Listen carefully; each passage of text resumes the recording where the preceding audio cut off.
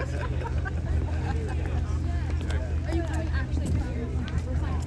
I work on the Indy office.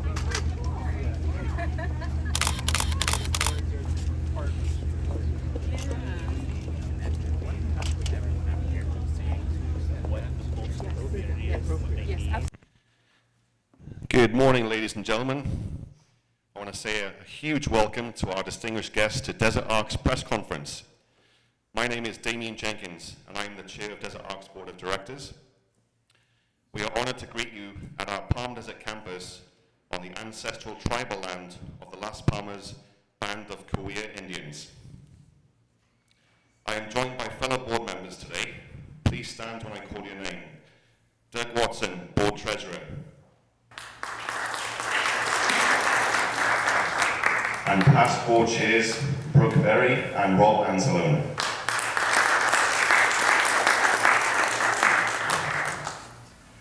On behalf of our board of directors, staff, and most importantly, the 700 individuals with disabilities served by Desert Arc's mission, I would like to express our deepest gratitude to Congressman Raul Ruiz, here on my right.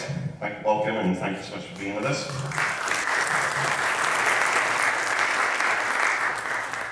I'd also like to recognize the leadership of the Desert Healthcare District and Foundation for advancing community wellness in the Coachella Valley and being here today.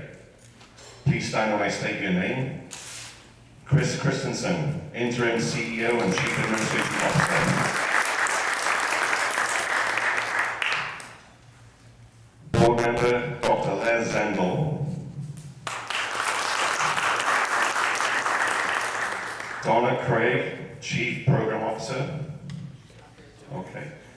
Alejandro Espinoza, Chief of Community Engagement. Will Dean, Director of Communications and Marketing. Erica Husky, Grants Manager. And to my right, the dedicated members of our community's Emergency Medical Service Corps of First Responders. Thank you so much.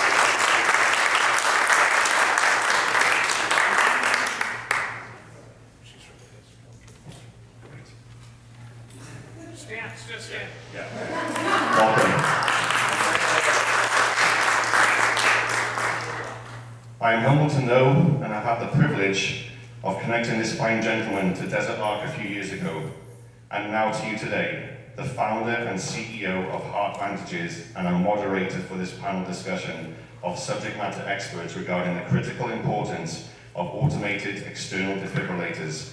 Please join me in welcoming my good friend and colleague, Rich DeRose.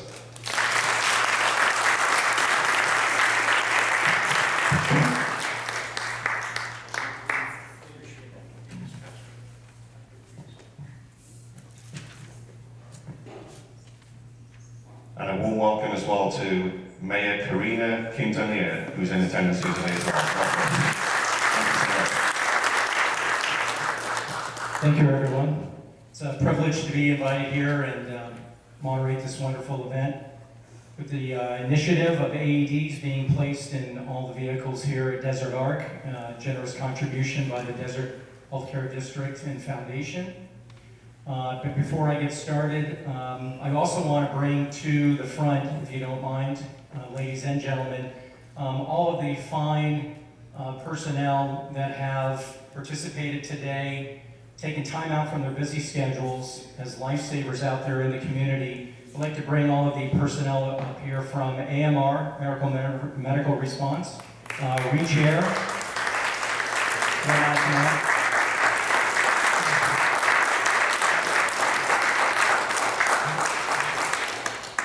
I have, in particular, two flight paramedics and a flight nurse, correct? So I have Celeste Laskin, Reach Flight Paramedic. And I also have Tiffany Merritt with Reach Flight Nurse. And, I'm sorry, I didn't get your first name, the pilot. Ralph? Thank you, Ralph. Ralph is the pilot of the Lifeline Air Ambulance with Reach Air. I will want to mention that this is not a cheap visit, right? We all know the expense that we can have accumulated if you're ever airlifted by an air ambulance service. But to take it out of commission right now and actually land it here with Dr. Raul Ruiz, Congressman Ruiz, obviously the flight personnel on board, and to stay here during this important event is truly a wonderful contribution on their behalf to the community, not just their service in helping us when we're in need of help. So thank you again to the air crew. Appreciate it. Thank you. We also have a number of personnel here with their rigs out in front with the ACLS unit and engine unit from Station 71, I believe. Is that correct? Sitting in the back as well. So we have some EMT paramedic firefighters in attendance as well. So I'd like to thank them. And thank you to all of you gentlemen and women for your service to the community and public safety. I really appreciate it. Having been a former paramedic firefighter myself, as well as a flight paramedic with in Orange County and with the United States Navy, I'm a veteran of the first Iraqi war, to give you any indication of my age. And of course, I was proud to serve the country, but it was a wonderful career path for me. I did not retire from that. I ended up starting a consulting business. But I wanted to give you at least my minimal qualifications to stand at this podium, having a true passion for healthcare, right? So our nonprofit, Heartvantages, which was the provider, we're a Philips healthcare distributorship. That's one of our revenue legs for the nonprofit, and we like to take those funds and actually contribute them back to the school districts, donating AED devices, automated external defibrillators to schools. We also have a mentoring program where we actually mentor those individuals that are interested in career paths with becoming firefighters, EMTs, paramedics, nurses, doctors, with one-on-one mentoring services. So we're very proud of that. And to date, I can honestly say we've trained about 190,000 high school kids in CPR and AED training over the course of that time. So we're also proud of that. I want to thank Desert Arc and all of their personnel here as well, and the partnership that we have with Desert Arc in the distribution of 63 AED devices in all of their transportation fleet vehicles. That is a huge endeavor, both financially and logistically, but I will tell you that now you have 63 more attentive potential lifesavers out there on the streets in the community when they're conducting their normal day-to-day business, transporting the disabled and those to work assignments, training assignments, and to and from residences as well. So I want to thank Desert Arc for your partnership with Heartvantages as well. Thank you very much. What I'd like to do is introduce Richard Balaco, Desert Arc President and CEO. He'll be our first speaker. Thank you.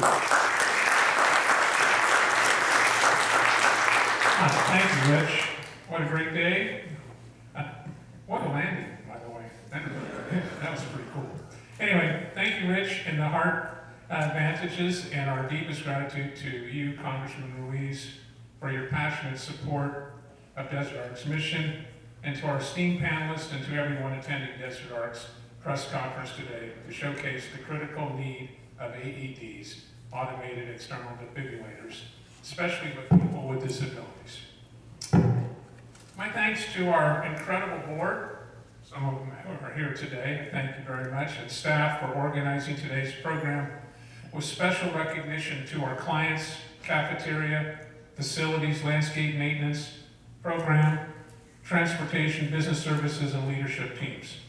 And thank you, Shayra Hernandez, Congressman Ruiz's Director of Stakeholder Engagement, Will Dean and Andrea Halis from the Desert Healthcare District and Foundation, and for Reach Air Medical Services and generous involvement with an amazing helicopter ambulance arrival of Dr. Ruiz, and Madeline Zuckerman, Marketing and Public Relations and Mercury Film and Television. Thank you very much.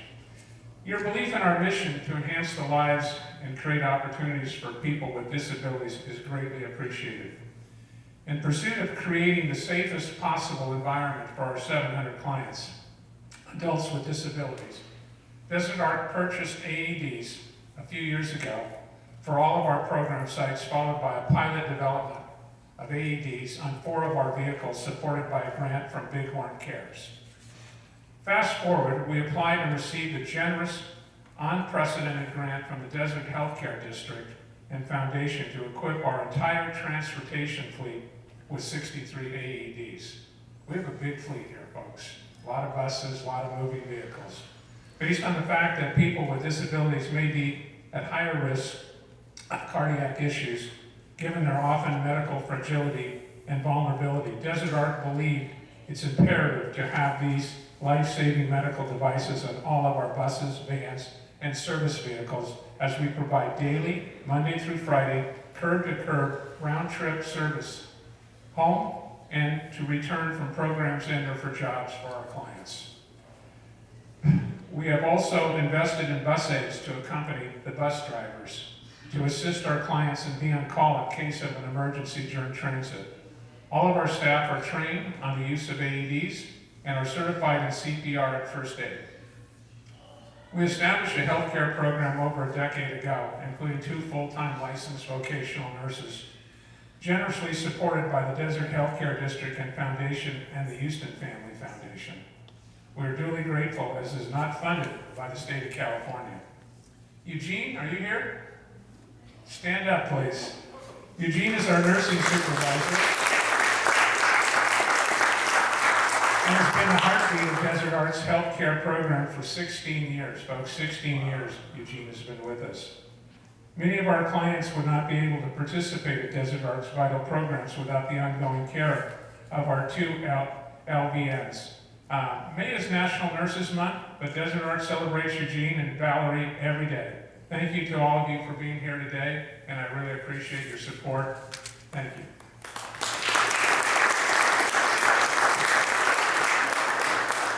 Thank you, Dick.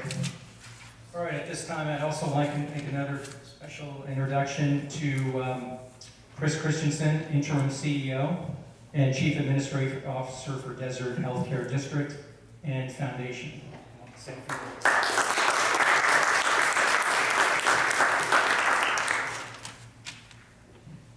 Thank you very much for the introduction, Rick, and also to Desert Arc for having the Desert Healthcare District and Foundation be here to be a part of the panel and represent this wonderful event that we have today.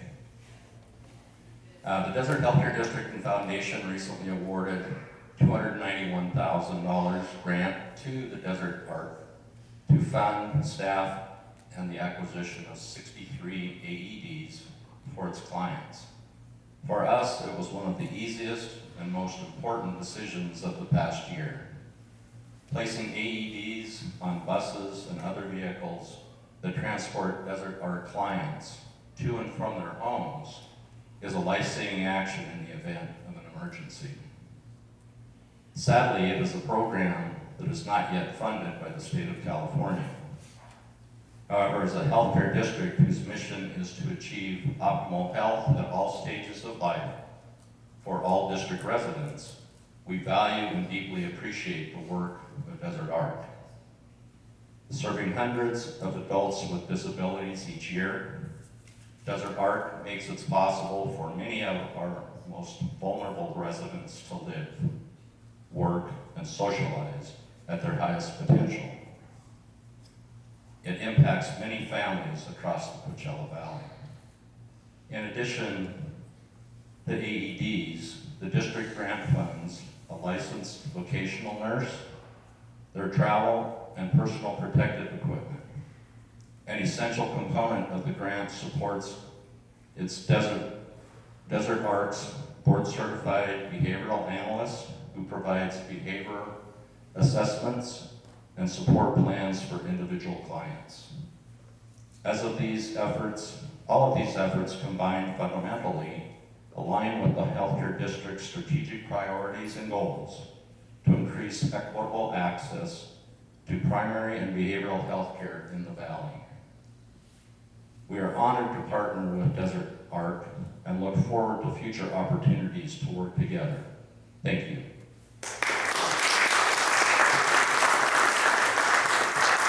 Thank you, Chris. All right, at this time, there's a lot of, hard to believe, we're in what we call the 5th generation of AED devices. These were introduced to the general public back in the early 2000s. Defibrillation The external defibrillators have been around for many, many years on the healthcare side of it, but not so much on the civilian side, right? Lay people, non-healthcare providers. So I'm going to demonstrate one of these devices so you can get a better understanding of exactly how they work, how simple they are to use, and how critical they are that we get more and more of these into the general public's hands, not just in public places, but those that have an understanding of the use and why we use them on a daily basis. And I'm not going to use the mic for this part of it, just because I have to use both my hands. Okay. So this is one of what are 5 major manufacturers of automated external defibrillators. This is called a Philips HeartStart On-Site AED machine. It comes with both adult pads and pediatric pads. So adult pads last about 2 years expiration, and then also the pediatric pads for those newborn up to about 1 year of age. And if these were not available, the safety that's built into these devices is remarkable, that you could still use the adult pads on an infant. However, you would just have to place them in a different area. Okay? And that's all part of the training as well. But no one should be intimidated. There's a lot of safety that's built into defibrillators, but the understanding of why we're using it is a misconception that these are designed to actually restart a heart that has stopped completely. That's not the case. But typically, you come upon a person who is unconscious or non-responsive, we really don't know what's going on. And even if you've had formal training in CPR or AED and first aid, our assessment is to determine if they have some vital signs, right? Breathing and pulse. This machine will do just that. It will determine whether or not this person is experiencing a cardiac event, conscious or unconscious, that can be cardioverted, all right, with electrical shock. And there's a lot of safety built into it, like I mentioned. So you couldn't accidentally turn this on and shock someone if they had an existing heartbeat. I always joke that, if the kids were to get a hold of these in the schools, they couldn't take it off the wall and use it on another child as a joke and try to electrocute them using an electrical shock from the defibrillator. The machine would know that, in fact, it's not necessary. In the worst case scenario, if a shock is not advised, it would then tell you to begin CPR, and there's a cadence, so that there's a beeping sound. And all you have to do is simply place your hands in the middle of the chest where it describes you need to place your hands, and it actually talks you through the CPR process as well. Everybody understand? Very simple. Now, I can activate this 2 ways. One, I can push the on-off button, or I can actually pull this lever on the cartridge, which will activate it. Now, this is an actual live device. So when I pull it, it will start going through those verbal commands that help the person using it through the process. You can't get ahead of it. It cannot get ahead of you. If you don't do the step it's telling you to do, it won't go to the next one. It'll keep repeating that same instruction over and over again. All right? Begin by removing all clothing from the patient's chest. Cut clothing if needed. All right, so now there's going to be a slight delay because it is giving me that time to actually remove clothing or to actually use the shears that are in a first responder When kit patient's chest is bare, and actually do that remove procedure. protected cover and take out white adhesive pads. Now, it will know once this is separated from the device. When patient's chest is bare, remove protected. Look carefully at the pictures on the white adhesive Sometimes I pads. feel like a flight Peel attendant. one pad from the yellow plastic lining. It does not matter which pad you take off first. Place pad exactly as shown in the picture. Press firmly to patient's bare skin. And then, because this is a mannequin and not a real victim, it may not jump to the next When the step. first pad is in place, look carefully at the picture on the second pad. Peel the second pad from the yellow plastic lining. Place pad exactly as shown in the picture. Press firmly to patient's bare skin. All right, now I'm going to stop it at that point. Because this is not a real victim, obviously, it will not go on to be able to properly analyze. But at that point, it will say, analyzing. Shock advised. Everyone stand clear. No one touch victim. And then at that point, if a shock is advised, this little lightning bolt will light up, it will scream at you, and you just simply push it. You'll see the body jerk up just slightly, which would obviously indicate that the electrical shock has been induced to the body. And then either a second shock will be advised, or it will simply tell you to begin CPR at that point. So that's how easy it is to use. You can't misuse it, you can't get ahead of it, you can't get ahead of you. So there should be no intimidation of using these defibrillators, which are now readily available in public places. All right, now, having demonstrated that, HeartVantages would like to do a special presentation right now. Eugene, could you come up here? Eugene, again, Director of the Nursing Staff here at Desert Arc. Thank you. On behalf of the HeartVantages nonprofit here in the Coachella Valley, we understand how important your role is to the clients of Desert Arc. We know that you provide a valuable service to them when it comes to their daily care. And of course, in the case of emergencies, even though we have these AED devices here in every one of the buildings with Desert Arc as well as on their vehicles, we would like to present a automated external defibrillator HeartStart on-site with a first responder kit to your department solely for the 2 nurses that provide care to all of the clients of Desert Arc. Thank you.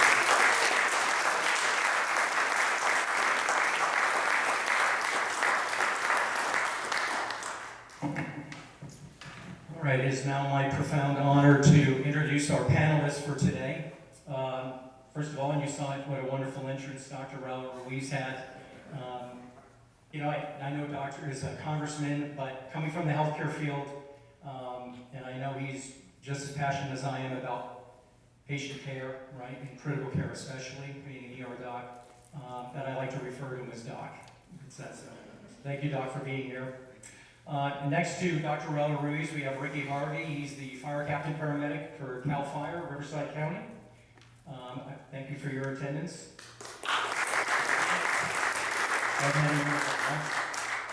Next to Ricky, I forgot, is Aaron Hartney, Operations Director for both AMR and ReachAir. You saw their entrance with their ambulance. Thank you, Aaron, for being here. And then we were having a representative for Orange County EMS, and if you could just introduce yourself, also with AMR, correct? Correct. Gary Denham, Paramedic Operations Supervisor here in the desert. Thank you for being here. I always like to get a universal perspective on how important these devices are, and so what I like to do is first ask Dr. Raul Ruiz, and again, thank you for being here, Doc.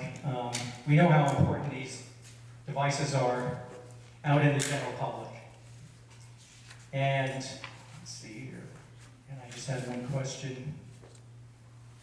Sorry for the confusion. Given your years of experience in the arena of critical care medicine, can you share with us your opinion about the chain of survival and how it relates to the time and type of patient care that a person can receive pre-hospital or in a pre-hospital situation? In other words, how important are these AED devices, you believe, in your opinion, out there in the general community?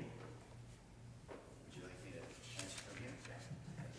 Thank you, and thank you for that introduction, and thank you to Pilot Ralph and Celeste and Tiffany for a very safe ride, and thank you to the fire men and women who were there guiding us and watering the dirt so that we can have an even safer, more visible landing. So thank you guys. I was a flight physician in a previous life and would transport critically ill patients all the time. We'd take shift at Stat Medevac out of Pittsburgh, and which was the second largest network of helipads and civilian transportation in the nation. The number 1 slot went to the Pentagon. They had the most drop-offs and takeoffs, but we were number 2. And we oftentimes had patients on a cardiac monitor, which was also a defibrillator, but there are not AEDs. But there was another time that I flew on an airplane as a civilian, and a man started to lose consciousness, and I couldn't find a pulse. So we put him down on the aisle, and the flight attendants came with an AED, and they put it on, and I still couldn't find a pulse. started applying CPR just initially because the two main factors for patient survivability is going to be CPR, the quality and the speed of which somebody applies CPR to continue to perfuse the brain. And two is the treatment, which would be defibrillation or cardioversion of a cardiac arrhythmia. And so when we put the pads on, luckily it advised, once we did all of that, it advised no shock advised, because they determined that he had a rhythm that shouldn't be cardioverted, and that was good for me. I was good.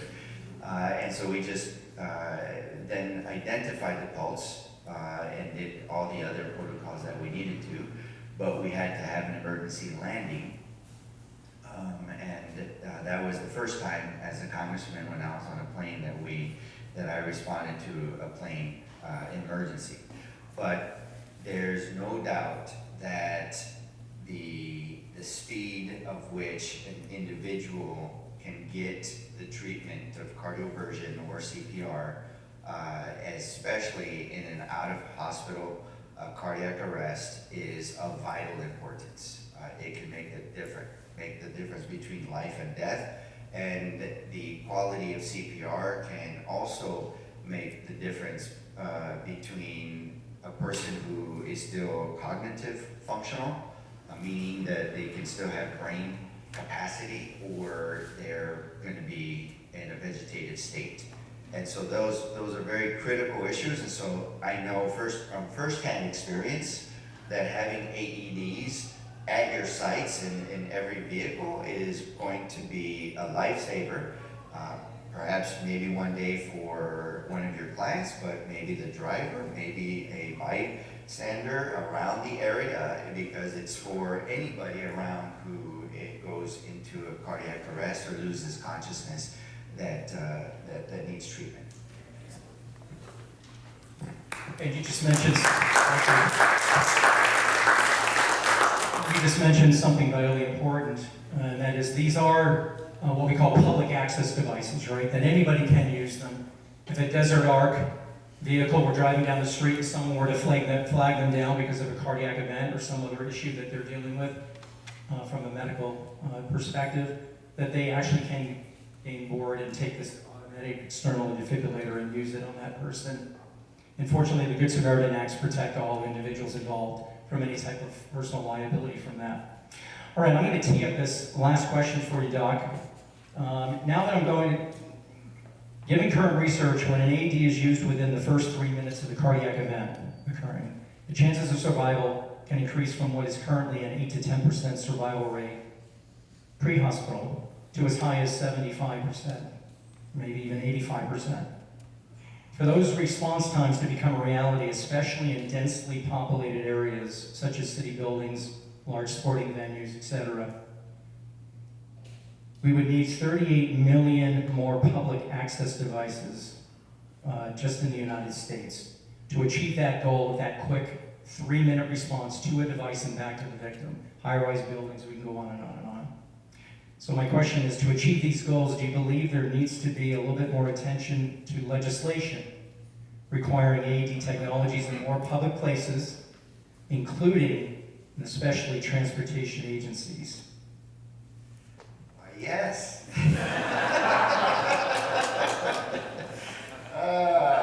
What a setup. But he's right, and there's definitely concerted effort in Congress to be able to provide out-of-hospital access in so many different ways. One is you need the equipment. Two, you need people who know how to use the equipment. And three, you need people to have the confidence to quickly respond in a split second, to know where to look for an equipment, call for the equipment, and then know how to use it, right? So it's multifaceted. There's a lot to go into it, but then from there, you need to help support the paramedics and EMD to be able to go on scene And then if there's not if you're in a rural area or the local hospital doesn't have a capacity to deal with that kind of emergency, then you need the helicopter, the medevacs, to be able to transport them. So it's all connected, and I have had legislation, supported legislation, and advocated for the helicopter medevac, as well as paramedics and fire departments, in order to build their capacity to help service the patient, because this, in emergency care, is a continuum of care, all the way from the outpatient to the emergency department to critical care to the ICU, and then back down and out the hospital. But this component of it is focusing with the lay population, civilians in the remotest areas, in the schools, in the workplace, and building the capacity to help them deliver the care. So yes, there is room for growth, for funding, for training programs, and look forward to working with you to get it done. Thank you, Bob. Look forward to those bills hitting the table. All right, thank you, and I appreciate your feedback. And great work that you do as well, from both the legislative start but for the community, and I appreciate that. All right, on to Fire Captain Ricky Harvey. Obviously an extensive background. You've been with with CAL FIRE for a number of years. You demonstrated your ability and leadership skills. You've been here in Riverside County, I understand, though, not for a very long time, right? Like 2023? I'm actually born and raised here. Are you born and raised here? Oh, okay. And I've been with the department for 24 years. 24 years with Riverside County CAL FIRE. Yes, sir. Excellent. Then I'm going to tee this question up for you. As the number of AEDs in public places grows, and we do see these more and more often, I'll tell you that Ibershire Arena was one of our accounts as well, and we put 24 of them in that building.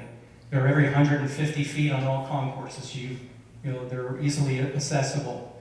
But given your experience as a paramedic firefighter in the field for so many years and dealing with patient care, as the number of AEDs grow in public places, what impact has this had on that chain of survivability, as we call it? The ability for out-of-hospital cardiac arrest to have an increased chances of survival. Are you seeing these devices used more and more prior to arriving? If you can answer that for us. Good morning, everybody. To speak on the chain of survival, it's such an important thing to understand. There's links in a chain. Every link has a specific function, starting from the early recognition of somebody going down, next somebody needing this device, needing CPR, understanding that you need to call 911.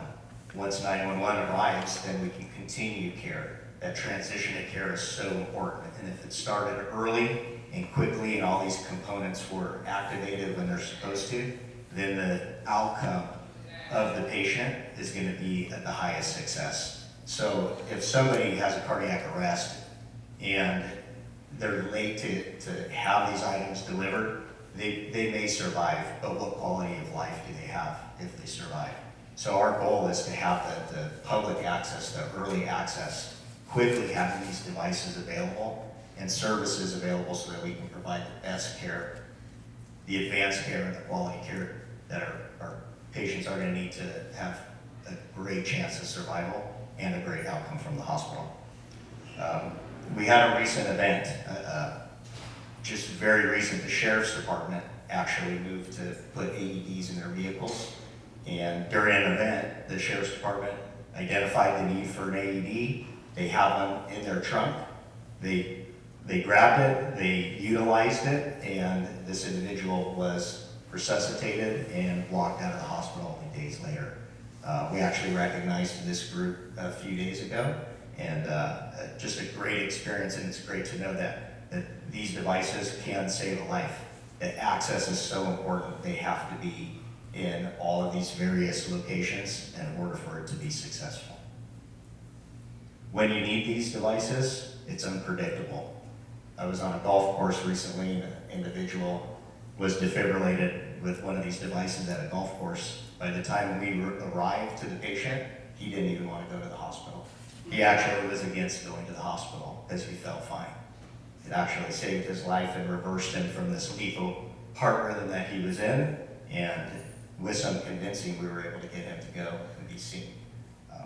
Just another example. I think the partnerships that develop from if people are using these devices and we will get to come in and assume care, I think our relationships and our customer service for the public is just going to be even better. Once again, the out-of-hospital statistics with these devices, once they've been applied and the whole chain of survival has occurred, the outcome is what we're really hoping for patients and for families. Thank you.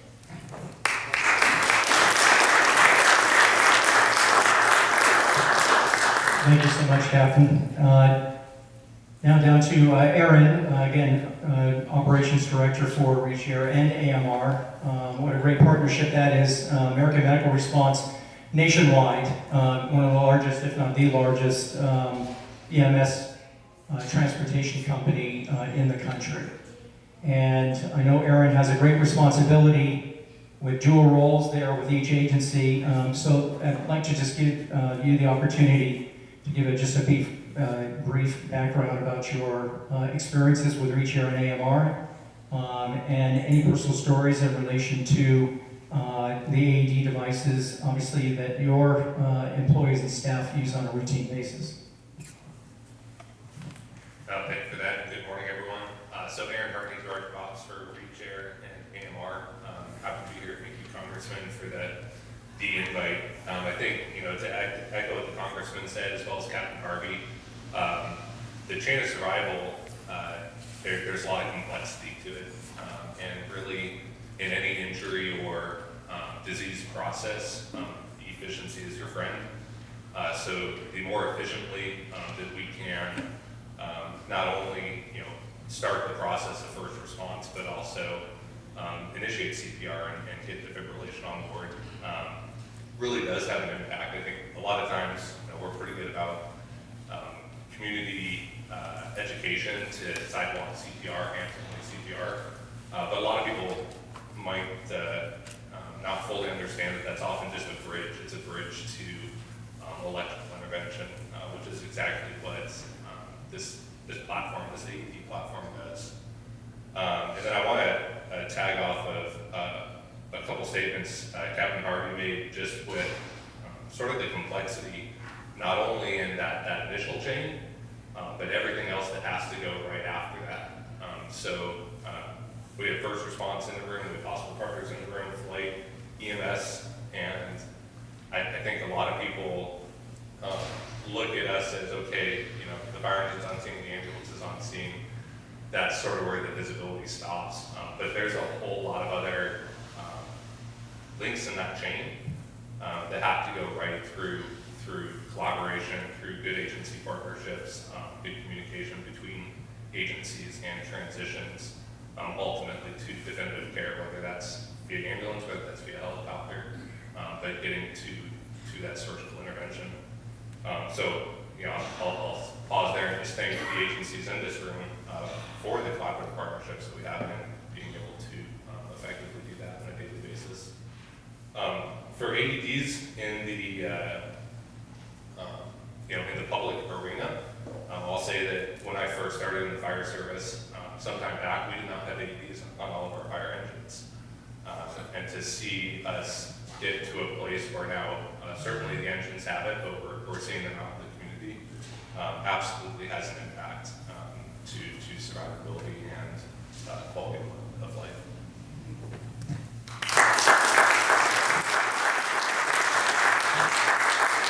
Thank you, Aaron. Great words. And, it does bring the attention to the fact that, these technologies keep getting better and easier to use and more efficient in what they're trying to accomplish as far as cardiac events is concerned. And when I first started back in the late 1980s, you're right, defibrillators were not routinely seen or even used even with EMS vehicles.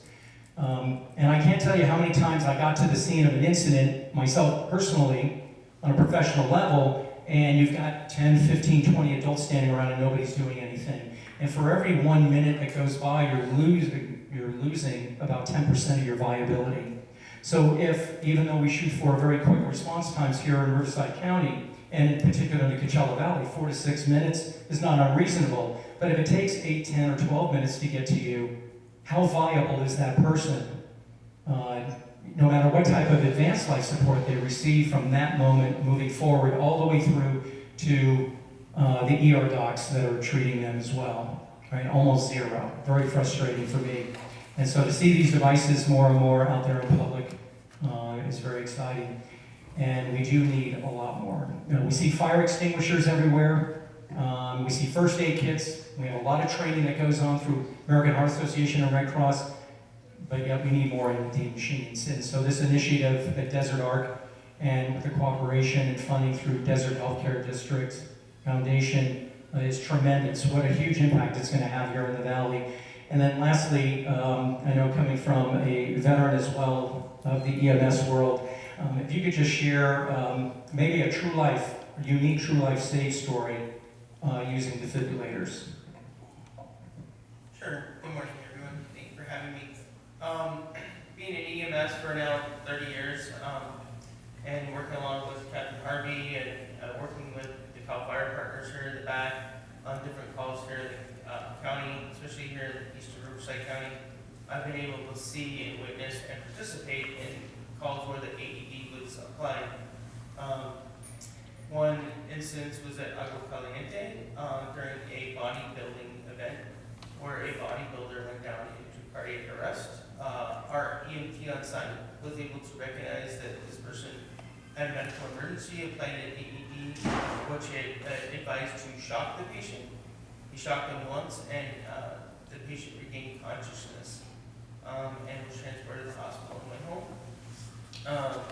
One of the other calls I got to participate in was actually a call in the city of Palm Springs on a residential street. SoCal Edison was doing some work in the area, and they heard somebody call for help. The team walked over to where they were doing it, and they saw a gentleman pass out of his vehicle, and his wife was very frantic. They've all had training. The one gentleman went back to their vehicle, the SoCal Edison vehicle, and grabbed their AED and called 911. Upon our arrival, they had already shocked the patient twice. And when we got there, the patient did have a pulse at this point. After their CPR early intervention, he was transported to the hospital alive and about. Again, like Dr. Ruiz and Harvey, Captain Harvey and Aaron, I'll say that the chain of survival is very important, that early recognition, and starting those first initial steps and getting the patient to definitive care. Excellent, thank you.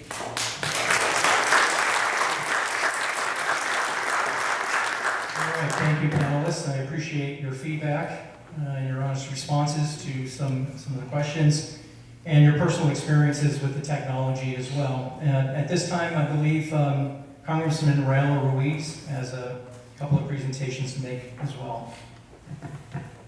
Yes, sir. So, this is the traditional politician, acknowledgement with the documentation, but these are very important because these get logged in to our office's congressional recognition log and everything. But I want to present a certificate of congressional recognition to Desert Arc for working with the healthcare district and our advantage to get the AEDs and implement a system that will one day save lives. Thank you so much.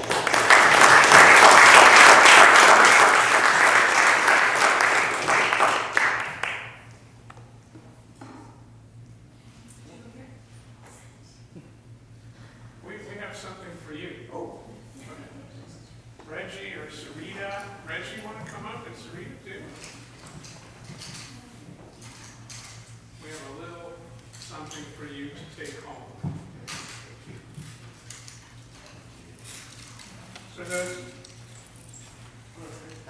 is Reggie, works here with us at Desert Arc.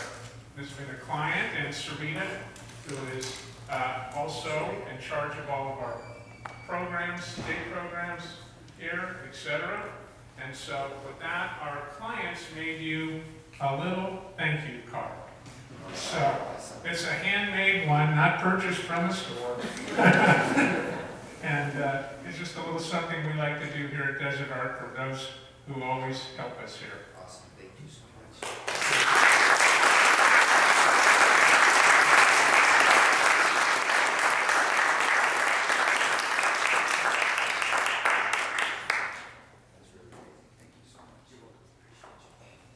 I think we have an envelope for it too to go into it for you.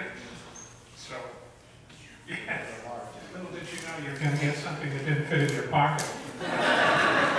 This is going up in my office. I hope so. Anyway, I want to thank all of the panelists. Shout out to the whole Desert Art staff for all that they've done here today. Kathleen and Madeline leading the charge here at Worth Film. Thank you, and the board, thank you guys for all your support. And all of you in the community, we're all a group here, and you know, for Desert Art, this is a big step, it really is. And we couldn't do it without you guys helping us out and getting behind what we proposed to you. So, big shout out, thank you, that's all I can say. All right. At this time, I would like to welcome any of our invited guests here, including the media and our Forest Service personnel. If you have any questions of our panelists, including Dr. Raul Ruiz, if so, just raise your hand. I'll bring the mic over to you. All right. Thank you.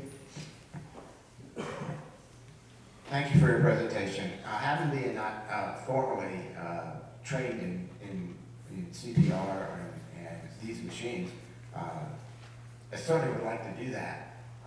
But if you come across an incident and there's somebody's down, is it okay to just start, pressing on their chest and calling 911? Is that a good enough start?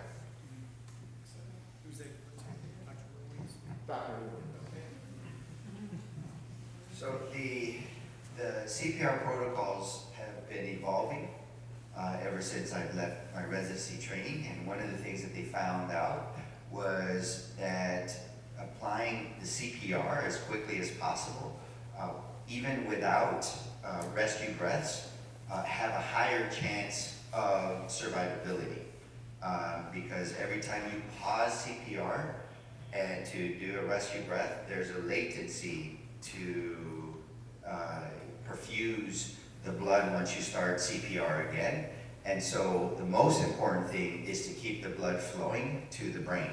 And then of course, if there's cardiac arrest, you do this done. But the first thing to do, of course, somebody comes down, check ABC if somebody's trained, airway breathing, and then you check the circulation, and if you don't find a pulse, then you do CPR and ask someone to call 911, and 2, to scan the room or the location for an AED. And so hopefully by the time you get the AED, paramedics will come in and you'll be taken care of. But don't forget, the whole reason why you call them is to apply that with their fancy machine, right? That's the whole reason why you're calling these guys.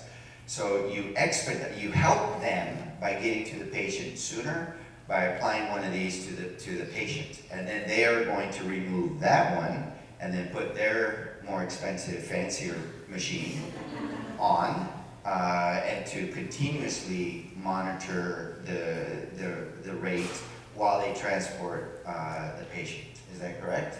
Right, yes? Excellent, thank you, Mark. Any other questions from the audience? Okay. Thank you. As usual, I have a lot of questions that are spurring. So first question is, I think you said the national or adequate response rate is around 3 minutes? Or if we can get some sort of that, because I feel that as leaders, we need to use statistics, we need to use math, we need to use science to have the best response for our residents possible. And would CAL FIRE be the best source to take that to the council and say, we've had these many incidents, so we need to get additional AEDs to make the justification that we're taking care of our population. So what's the best way to increase access and survivability to our residents?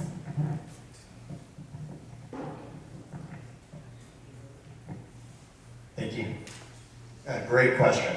So, data, when I'm talking about data, I do some education on this and I talk about data and how it's a commodity these days. How, we used to think gold and diamonds and oil was, the #1 resource, but data has really changed the way that we do business. So, and having good data and ensuring that it's correct and accurate and utilizing that information to really change the way we respond, how we do business, the number of calls, what we're actually providing, the care, the things that we're doing, that data is extremely important. So there's a couple of things that we utilize as far as our dispatch systems go.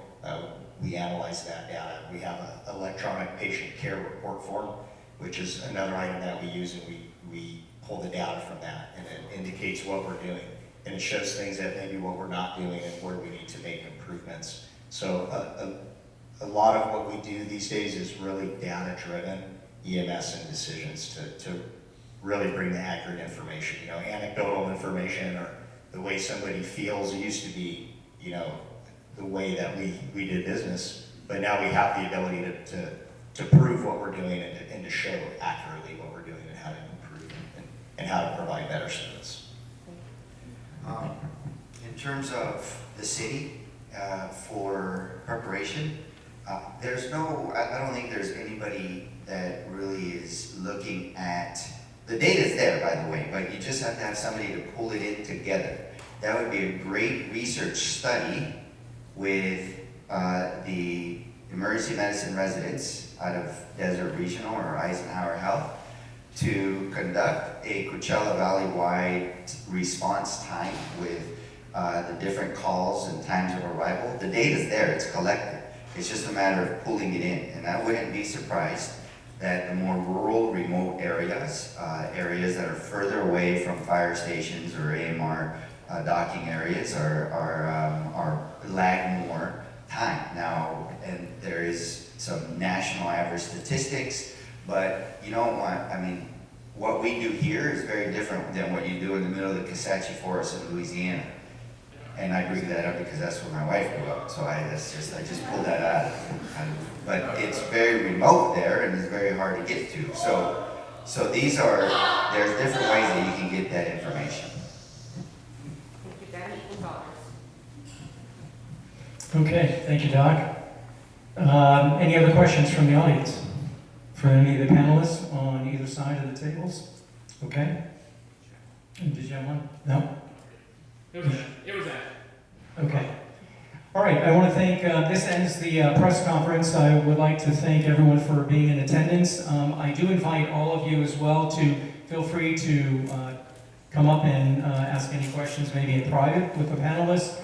We also have some, obviously, EMS vehicles outside, including Reach Air, the helicopter, as static displays. If you'd like to get a closer look at the inside of these wonderful vehicles and machines, feel free to do so. We also have refreshments out there in the lobby. I want to thank the media and all of our guests, distinguished guests, and our panelists for participating in this wonderful event. So thank you very much, everyone. Have a great day.